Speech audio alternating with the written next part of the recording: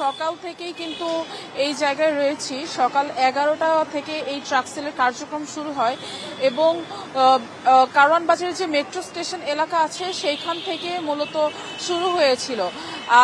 যখন পণ্য দেয়া শুরু করে তখন হচ্ছে গাড়ি তারা আবার প্লেস চেঞ্জ করার কারণে, অর্থাৎ স্থান চেঞ্জ করে, মানে গাড়ি একটু সামনের দিকে নিয়ে আসে, তখন মূলত লাইনটা ভেঙে যায়।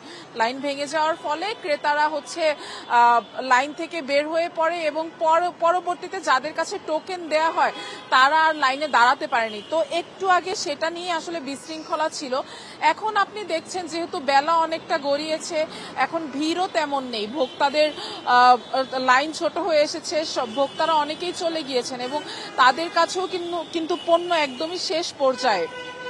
তো এখন আর সেই ভোগান্তিটা নেই, আর এখন তারা সিরিয়ালে দাঁড়িয়ে আছেন, নিয়ম মতোই হচ্ছে সব পণ্য পেয়ে যাচ্ছেন। মূলত এই যে গতকাল থেকে এই কার্যক্রমটা শুরু হয়েছে এবং 21 মে পর্যন্ত চলবে।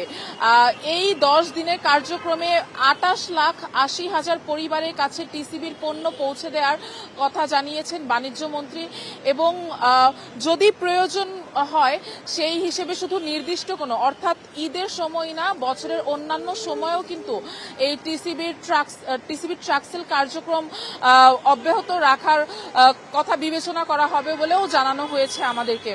তামজিদ, এই ছিল আজ কারওয়ান বাজার থেকে টিসিবির ট্রাক সেল নিয়ে আমার কাছে সব শেষ।